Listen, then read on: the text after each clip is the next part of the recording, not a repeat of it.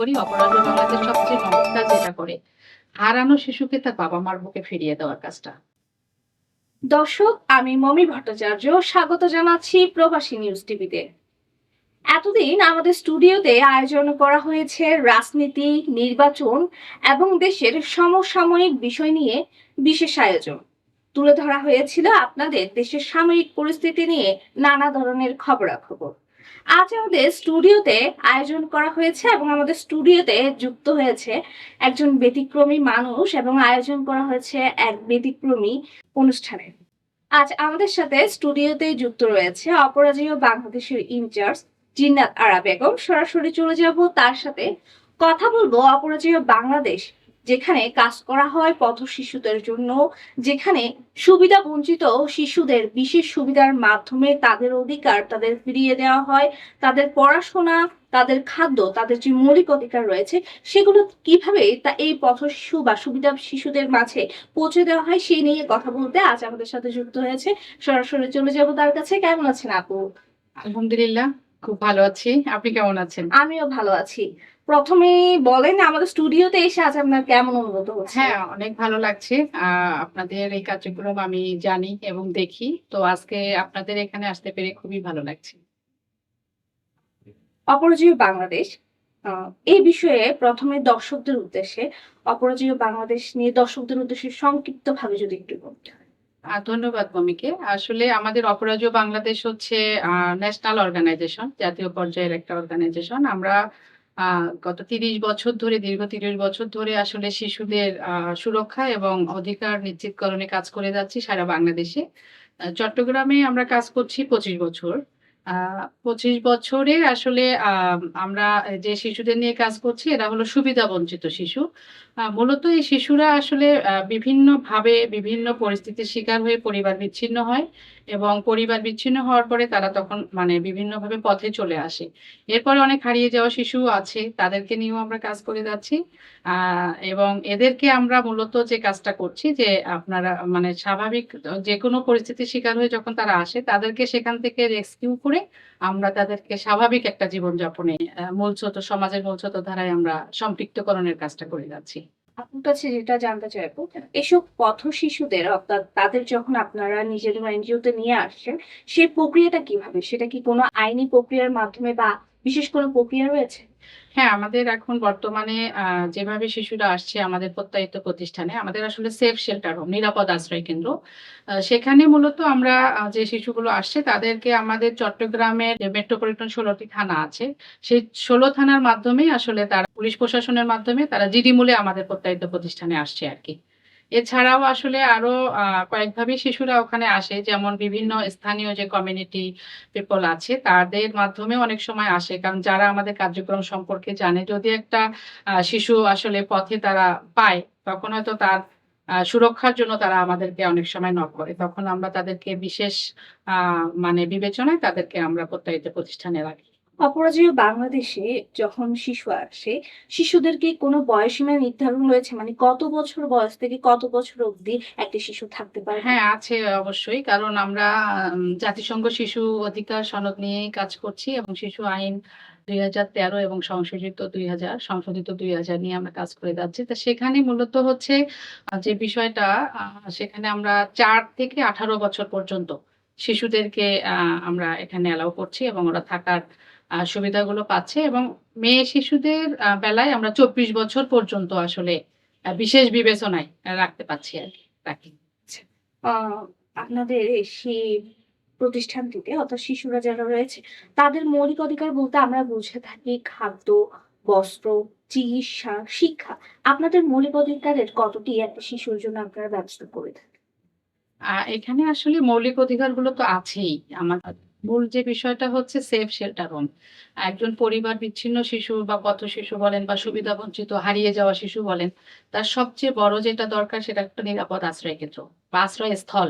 তো নিরাপদ আশ্রয়স্থল আমরা আমাদের জন্য যে সেফ শেল্টার হোম সেটা আছে। এর পাশাপাশি আমরা তাদের তাদের খাবার থেকে শুরু করে সুষম খাবার থেকে শুরু করে তাদের চিকিৎসা, তাদের আম লেখাপড়া, এডুকেশন সাপোর্ট গুলো এবং তাদেরকে আমরা কাউন্সেলিং সাপোর্টটাও দিচ্ছি, মনোসামাজিক সহায়তাটা দিচ্ছি। যেহেতু তারা বিভিন্ন পরিস্থিতির শিকার হয়ে আমাদের শেল্টার হোমে আসছে। এছাড়াও তাদেরকে আমরা ধর্মীয় শিক্ষা দিচ্ছি, হ্যাঁ? আমাদের মানে মোটিভেশন কাউন্সেলিং বিষয়গুলো আছে। আসলে সব ধরনের বিষয়গুলোর সাথে সবচেয়ে বড় যে বিষয়টা আমরা তাদেরকে কো-কারিকুলাম এক্টিভিটিস এর সাথে যুক্ত করে দিচ্ছি। কারণ একটা শিশুর হচ্ছে শারীরিক এবং মানসিকভাবে বেড়ে ওঠার জন্য আমরা মনে করি যে সৃজনশীল কর্মকান্ডটা সবচেয়ে বেশি এখানে গুরুত্ব দেওয়া উচিত এবং সেই কারণে আমরা আসলে তাদেরকে বিভিন্ন সৃজনশীল কাজের সাথে যুক্ত করিয়ে দিচ্ছি এবং কো-কারিকুলাম এক্টিভিটিস এর মধ্যে নাচ, গান, কবিতা, ছবি আঁকা এই বিষয়গুলো কিন্তু আমাদের মানে আছে। শিশুদের জন্য এই সেবাগুলো আমরা দিয়ে যাচ্ছি। আপুর সাথে যখন আমাদের অনুষ্ঠান শুরুর আগে কথা বলছিলাম, আপনি বলেছিলেন আপনাদের সেখানে অনেক শিশুই হচ্ছে জাতীয় পর্যায়ে অংশগ্রহণ করছে, তারা শ্রেষ্ঠত্ব অর্জন করছে। আসলে এই বিষয় নিয়ে যদি দর্শকদের উদ্দেশ্যে আসলে বলতেন আরকি আপনাদের এই শিশুগুলো নিয়ে। আচ্ছা।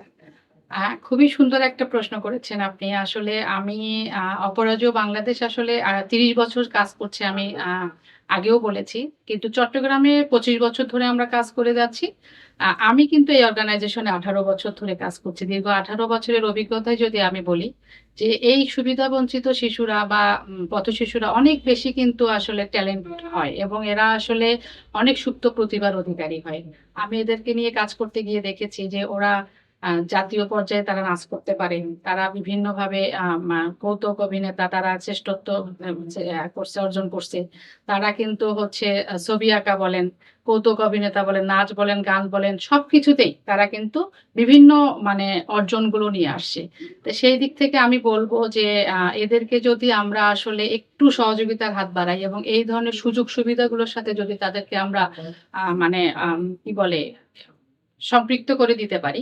তো আমার মনে হয় যে তারা অনেক দূর পর্যন্ত এগিয়ে যাবে এবং আমি আমার অভিজ্ঞতা থেকে বলব চিটাগং এর অ্যাসপেক্ট এ যে আমাদের এখানে শেল্টার হোমের প্রায় বলব না ৩ জন শিশু কিন্তু ইঞ্জিনিয়ারিং শেষ করছে। এই অপরাজেয় বাংলাদেশের প্রতিষ্ঠান থেকে। শেষ করে তারা এখন বিএসআরএম এর মতো জায়গায় কাজ করছে। এটা কিন্তু একটা অর্গানাইজেশনের জন্য অনেক বড় একটা অ্যাচিভমেন্ট এবং এই শিশুদেরকে আমরা শুধুমাত্র ডাক্তার পজিশনটা শুধু বের করতে পারিনি। এছাড়া নার্স বলেন, আপনি ইঞ্জিনিয়ার বলেন, আপনি বিভিন্ন ধরনের ক্ষুদ্র ব্যবসায়ী বলেন এবং আমাদের সবচেয়ে ভালো লাগার বিষয় আমাদের একজন শিশু ১৯ টা বই লিখেছে। যেটা আসলে মানে আমরা অনেক বেশি প্রাউড ফিল করি এবং এরা আসলে অনেক ধরনের সাফল্যের সাথে জড়িয়ে আছে এবং নিজেদেরকে প্রতিষ্ঠিত করতে সক্ষম হয়েছে।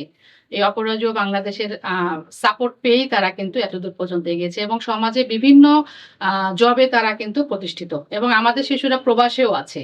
তারা ওখানেও আছে। তো এই যে আসলে বিষয়গুলো আমি মনে করি যে এই ধরনের শিশুরা তাদের পাশে যদি আমরা যারা আছি, নিজেদেরকে যারা আমরা আসলে কি বলবো?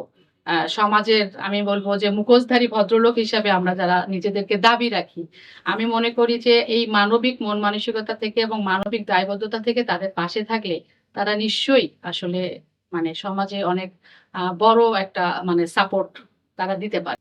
আসলে এই শিশুদের যে ব্যবস্থাগুলো করা হয় খাদ্য, শিক্ষা এটার জন্য একটা ফান্ডের প্রয়োজন হয়ে থাকে। আসলে এই ফান্ডটা আপনারা কিভাবে পেয়ে থাকেন বা কিভাবে এটা কালেক্ট করা হয়ে থাকে?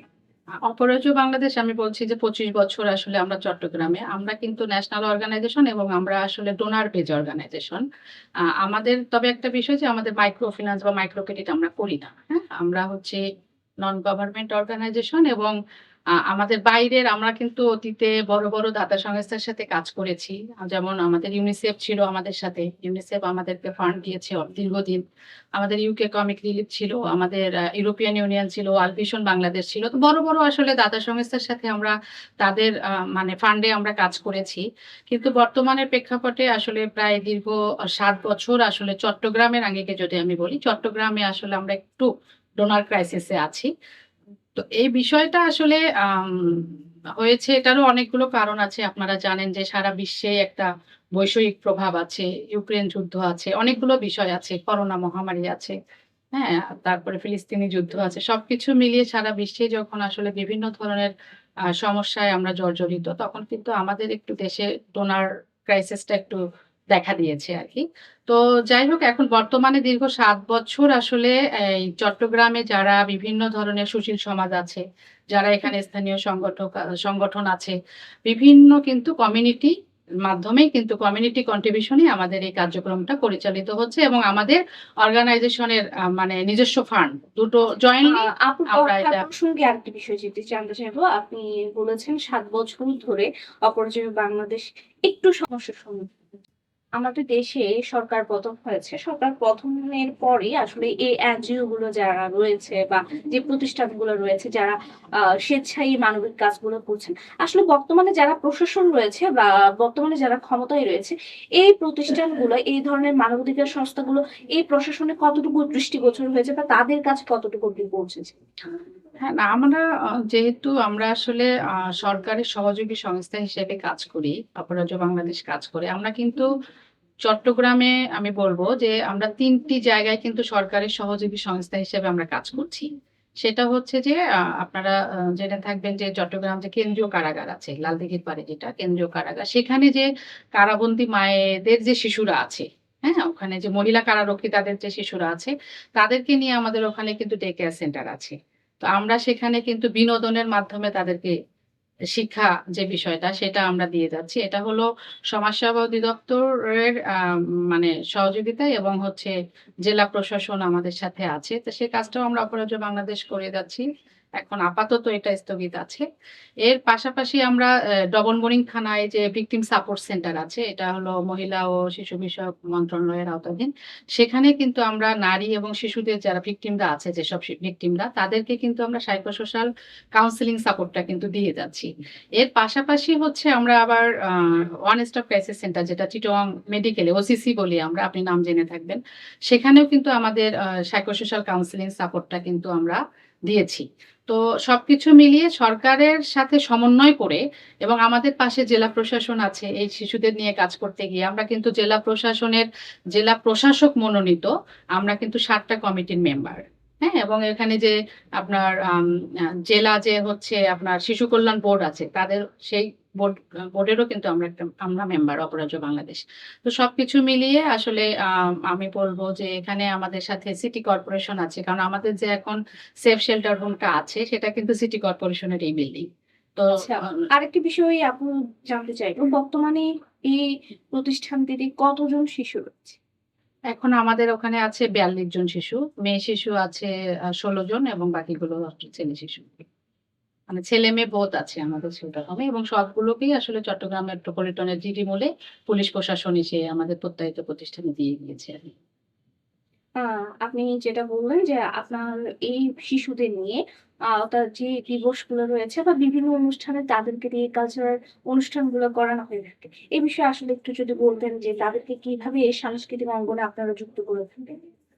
মূলত হচ্ছে আমাদের অপরাজেয় বাংলাদেশ মানে এটা টোটালি হচ্ছে সারা বাংলাদেশে জানে যে আমরা আসলে এই শিশুদের অধিকার এবং সুরক্ষা নিশ্চিতকরণে আমরা কাজ করে যাচ্ছি। তো সেই জায়গা থেকে ওরা যে দিবসগুলোতে আসলে যে এক্টিভিটি গুলো আসলে করে সেটা হচ্ছে আমি বলব যে অপরাজেয় বাংলাদেশ যখন বিভিন্ন প্রোগ্রামে যখন যারা অ্যাটেন্ড করে তখন কিন্তু ওরা অন্য অর্গানাইজেশন গুলো সেটাকে দেখে যে এরা কি ধরনের মানে পারফরম্যান্স করে। সেই থেকে দেখা গেছে যে আমাদের নেটওয়ার্ক অ্যাডভোকেসিটা আছে এবং এরা সরকারি পর্যায়ে যেমন শিশু একাডেমিতে তারা প্রতি বছরেই বিভিন্ন পারফর্ম করে। শিশু একাডেমিতে বলতে আমাদের হচ্ছে একটা শিশু অধিকার সপ্তাহ আছে বছরে। সেই শিশু অধিকারে দেখা গেছে ৭ দিন ব্যাপী আমাদের শিশুরা কোনো না কোনো মানে পারফরম্যান্স করে আরকি শিশু একাডেমিতে। চট্টগ্রাম যে শিশু একাডেমি আছে। তো এই যে অকেশনালি যে বিষয়গুলো আছে এখানে তারা করে এবং বিভিন্ন ধরনের আপনার বিজয় দিবস বলেন, হ্যাঁ? ২১শে ফেব্রুয়ারি বলেন সবগুলো দিবসের সাথে তারা কিন্তু তখন ওই যে সরকারিভাবে যে প্রোগ্রাম গুলো আসলে থাকে তখন তারা কিন্তু অ্যাটেন্ড করে।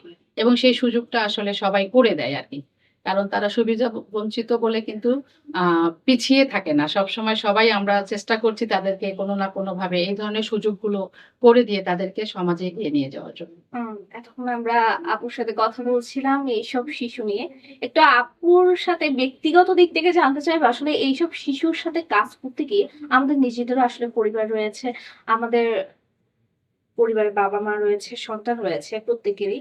তো সেই ক্ষেত্রে হচ্ছে যখন সেটা এইসব শিশুদের কাছে আপনি থাকেন, আপনার কেমন অনুভূত হয়? এটা আসলে কি বলবো? এটা অনেক আ মানে এটা কি বলবো? মানে আপনি অনেক হৃদয়ের ভিতরের যে বিষয়টা এটা বলেছেন।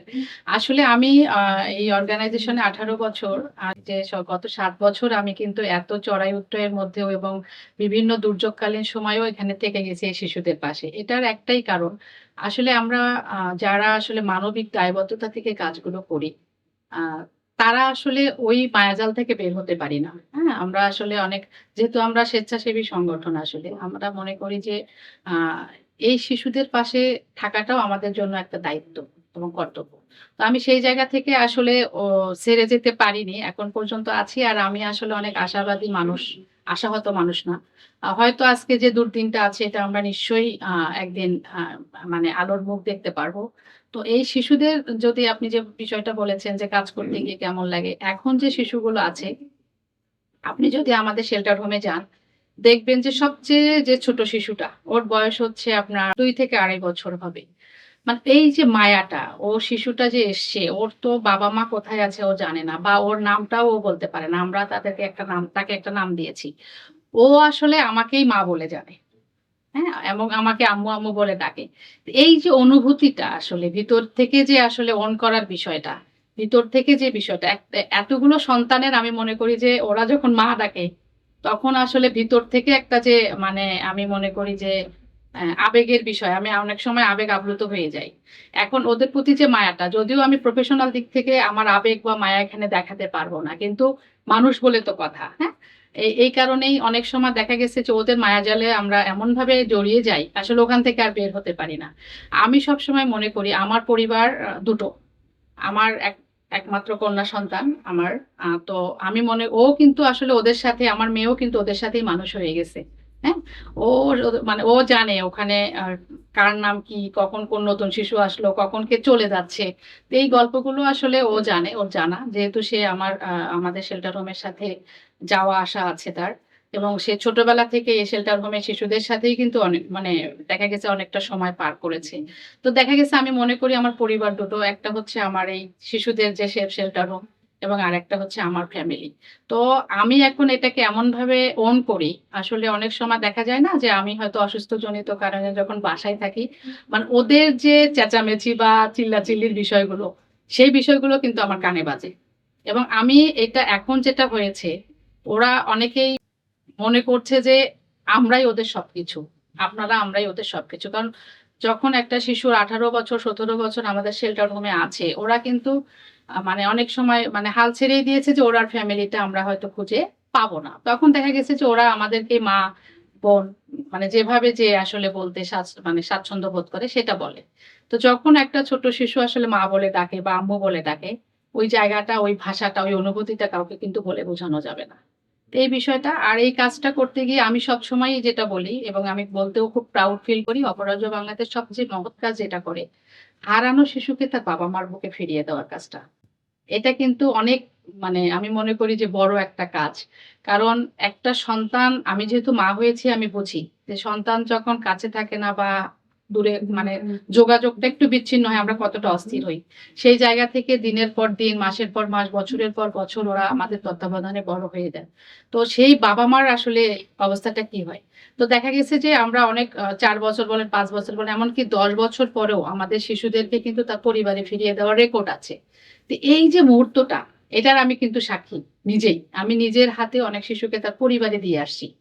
এবং এটা বাংলাদেশের যেকোনো প্রান্তে আমরা যখনই পরিবার খুঁজে পাই শিশুর, তখন আমরা সেখানে কিন্তু নিজেরা গিয়ে দিয়ে আসি ডোর টু ডোর। সে কাজটা কিন্তু অপরাজেয় বাংলাদেশ করে যাচ্ছে। এবং আরো একটা বিষয় যে এই ২৫ বছরে আমরা প্রায় ৮ থেকে ১০,০০০ শিশুকে তার পরিবারে ফিরিয়ে দিয়েছি। এটা একটা বিশাল একটা অ্যাচিভমেন্ট আমাদের জন্য। এবং এটা যখন আমরা একটা শিশুর পরিবারে যাই, মনে হয় যে ওখানে হয় না যে একটা গ্রামে গেলে যেমন মানুষ মারা গেলে যেমন মানুষ জমায়েত হয়, ঠিক সেম বিষয়টা কিন্তু হয়। একটা শিশু যখন ৪-৫ বছর পর তারা খুঁজে পায়, মনে হয় যে ওই বিষয়গুলো, ওই দৃশ্যগুলো আসলে বলে বোঝানো যাবে না। এই বিষয়টা, তো এই বিষয়গুলো আসলে অনেক বেশি মানে আমাকে ইন্সপায়ার করে। এবং আমি মনে করি যে হারিয়ে যাওয়া সন্তানকে যখন তার বাবা-মাকে ফিরিয়ে দেই, এর চেয়ে উপরওয়ালাও জানেন যে আপনি এটা জানেন যে আমাদের হাদিস শরীফে আছে যে আমাদের নবী করিম সাল্লাল্লাহু আলাইহি সাল্লাম বলেছেন যে এতিমের মাথায় নাকি হাত বুলিয়ে দিলেও অনেক সওয়াব। তো সেই বিষয়টা আসলে আমি মনে করি যে আমরা যদি আসলে ঠিকঠাক মতো এদেরকে নিয়ে কাজ করতে পারি এবং এরা এই শিশুগুলো না এমন যে আমার এটা অভিজ্ঞতা থেকে বলতেছি আঙ্গিকে যে আপনাকে যদি ভালোবাসে আপনার জন্য এরা জীবন দিয়ে দিবে। ওদের তো জীবনের কোনো পিছুটান নাই। আর আপনাকে যদি একবার ঘৃণা করে, আপনার দিকে কখনো আর মুখ ফিরিয়ে তাকাবে না। তো এই যে আসলে বিষয়গুলো তো আমি নিজে আসলে এতটুকু পর্যন্ত পথ এসে আমি ১৮ বছরের এই মানে অর্গানাইজেশনের একজন সারথি হিসেবে বলতে চাই যে অন্তত এই শিশুদের মানে বিশ্বস্ততার জায়গাটা আমি মানে ধরে রাখতে পেরেছি এবং এটা আ না করলে আসলে ওরা এই সহযোগিতাটা না করলে আমি এই কাজটাকে এতদূর পর্যন্ত নিয়ে আসতে পারতাম না। অনুষ্ঠান শেষ করার আগে আপুর কাছে একটা বিষয় জানতে চাইবো। আপনি যদি দর্শকদের উদ্দেশ্যে বলতেন, কেউ যদি হচ্ছে এই শিশুদের জন্য কোনো বিশেষ কোনো ব্যবস্থা নিতে চায় বা কোনো আয়োজন, সেক্ষেত্রে আপনার সাথে কিভাবে যোগাযোগ করবে বা সেই প্রতিষ্ঠানের দোরগোড়ায় তারা কিভাবে যাবে? অ্যান্ড আমি এটা বলব যে আমাদের আসলে বর্তমান যে প্রেক্ষাপট এটা কিন্তু চট্টগ্রামে যারা উচ্চবিত্ত, দানশীল এবং বিভিন্ন সুশীল সমাজের কিন্তু সহযোগিতায় এবং আমাদের অপরাজেয় বাংলাদেশের নিজস্ব ফান্ডে আমরা জয়েন্টলি এটা পরিচালনা করছি। তো সেক্ষেত্রে আমি বলব যে আমাদের শেল্টার হোম যারা ভিজিট করতে চান, আমাদের অ্যাড্রেস হচ্ছে আনসার ক্লাব ৩য় তলা। এটা জেল রোড লালদিঘির পাড় পড়েছে। লালদিঘির পাড়ে ওই যে আমানস্যা মাজার সংলগ্ন আরকি। এখান থেকে আরেকটু আগালেই আনসার ক্লাব, কোতোয়ালি, চট্টগ্রাম। এখানে হচ্ছে অপরাজেয় বাংলাদেশ সেফ শেল্টার হোম। ওখানে সামনে আমাদের সাইনবোর্ড আছেই। ওখানে গেলেই আসলে তারা মানে আমাদের শেল্টার হোমের ভিজিট করতে পারবেন এবং আমি মনে করি যে আসলে সবসময় শিশুদেরকে জন্য কিছু নিতে হবে এমন না। আপনারা শুধু আসবেন, ওদেরকে দেখে আসবেন এবং ভিজিট করে আসবেন আমরা কিভাবে কাজ করছি এবং আপনাদের দিক নির্দেশনা, পরামর্শ এটাও আমাদের জন্য অনেক বেশি আসলে কার্যকরী ভূমিকা পালন করবে এবং শিশুদের ক্ষেত্রে যেটা হয় যে আপনারা যদি যান কেউ ওখানে তাদেরকে দেখতে ওরা অনেক বেশি ইন্সপায়ার হয় এবং ওদের আসলে এটা মানে আমি বলব যে আত্মবিশ্বাস তৈরিতে অনেক বেশি কার্যকরী ভূমিকা পালন করে। কারণ এই শিশুরা মনে করে যে আমরা অপরাজেয় যারা ভাইয়া-আপারা আছি তারাই হয়তো ওদের জন্য সবকিছু। কিন্তু তা না। আপনারা যারা আছেন এখানে বিভিন্ন সুশীল সমাজ, মানবিক মানুষ, চমৎকার মনের মানুষ যারা সামাজিক কাজগুলো করেন। আমি বলব আপনারা বেশি, বেশি করে এই অপরাজেয় বাংলাদেশের সেফ শেল্টার হোমে আসেন এবং শিশুদের পাশে থাকেন। আ এবং এই শিশুদের যে আমরা আ স্বাভাবিক জীবনযাপনের ক্ষেত্রে যে সমাজের মূল স্রোতধারায় সম্পৃক্তকরণের কাজটা করে যাচ্ছি, সেই দিক থেকে তাদের পাশে থাকেন। ধন্যবাদ আপু। দর্শক, আমরা বলে থাকি আজকের শিশুরাই আমাদের আগামী দিনের ভবিষ্যৎ বা জাতির ভবিষ্যৎ হিসেবে আমরা বলে থাকি। আসলে পথ শিশু যারা রয়েছে তারা মৌলিক অধিকার থেকে বঞ্চিত হয়ে থাকে, শিক্ষা থেকে বঞ্চিত হয়ে থাকে। তাদের সে অধিকার, মৌলিক অধিকার বা শিক্ষা ব্যবস্থা ফিরিয়ে দেওয়ার জন্য কাজ করে থাকে এইসব সংস্থা। তাই সমাজে যারা উচ্চ শ্রেণীর মানুষ বা উচ্চ সংস্থা যারা রয়েছেন তারা এগিয়ে আসবেন এবং এইসব শিশুদের সহযোগিতা করবেন। তাহলেই এইসব শিশু দেশের উন্নয়নে এবং দেশের কাজে ভূমিকা রাখবে। আর ওপারে দর্শক শ্রোতা যারা রয়েছেন, এতক্ষণ যারা আমাদের কথা মন দিয়ে শুনছিলেন, তাদেরকে অসংখ্য ধন্যবাদ এতক্ষণ সাথে থাকার জন্য। পরবর্তীতে আবারও দেখা হবে বিশেষ কোনো আয়োজন নিয়ে। আজ এতটুকুই। আবারও দর্শকদের উদ্দেশ্যে একটাই বার্তা থাকবে, এইসব শিশুদের সাহায্য সহযোগিতা করার জন্য সমাজের ও প্রান্তে যারা রয়েছেন, যারা উচ্চ শ্রেণীর মানুষ রয়েছেন, সকলকে এগিয়ে আসার জন্য আহ্বান জানিয়ে আজ এতটুকুই বিদায় নিচ্ছি। ধন্যবাদ সবাইকে। ধন্যবাদ আপু। ধন্যবাদ আপনাকেও এবং ধন্যবাদ আমাকে এই স্টুডিওতে আমন্ত্রণ জানানোর জন্য। প্রবাসী নিউজ টিভিকেও অনেক ধন্যবাদ। অনেক শুভকামনা যে আ আপনারা আরো ভালো, ভালো কাজ নিয়ে আসেন এবং ভালো, ভালো বিষয়গুলো নিয়ে সমাজে যে অনৈতিক অপ্রাসঙ্গিক যে বিষয়গুলো আছে এবং সত্যের সন্ধানে আপনারা সবসময়ই কাজ করে যান। ধন্যবাদ।